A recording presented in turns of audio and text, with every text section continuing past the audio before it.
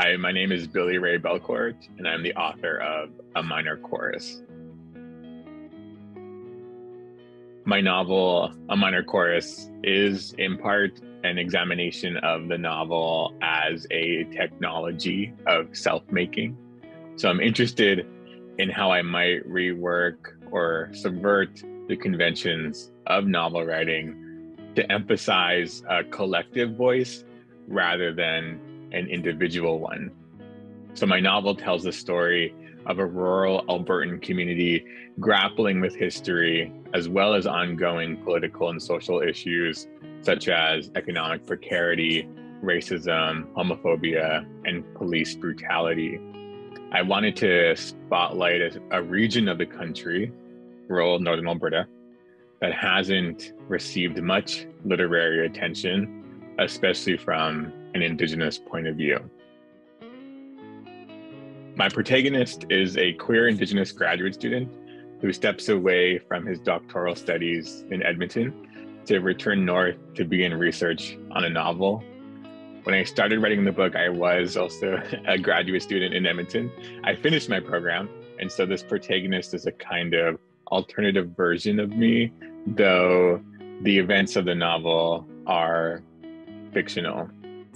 The protagonist is in his mid-20s and facing head-on a set of existential crises about ethics, about art, and about history and historical memory.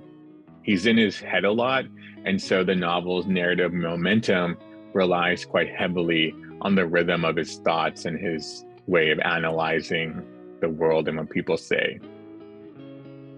In my opinion, first novels often register the novelist's struggle to enter into the form of the novel, which is so vast and has such an immense history. It can feel quite intimidating to situate yourself in that history. And I think that this contending is quite interesting, and it's usually registered in the novel somehow, whether consciously or subconsciously.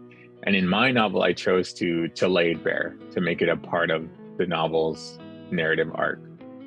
And I also like first novels because they often hold a lot of the writer's desires, even those that are contradictory. So a first novel might want to be both, focused and sprawling, or both controlled and messy. And I think that that's quite unique actually to a first novel. So the advice I have is that you should read other first novels, you should read other second and third novels, you should be thinking with other thinkers and other writers. For me, one of the biggest lessons was that I had to write from my heart. I know it's kind of corny and cliche, but sometimes cliches are kinds of direction. They can give us direction. I think a writer of a first book should also be bold and brave, but should also take breaks and embrace failure.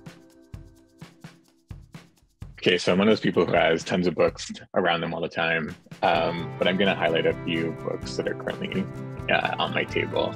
So I've been reading The Long Form by Kate Briggs. It's a novel about motherhood from a publisher in the UK, Fitzcarraldo. I also have Butter by the Black writer Gail Jones, and I'm sort of just arriving to her body of work, but really deeply enjoying my experience of it. And lastly, I brought from my office to my home Aaron Wunker's Introduction to 20th and 21st Century Canadian Poetry. So I'll be working my way through that over the summer.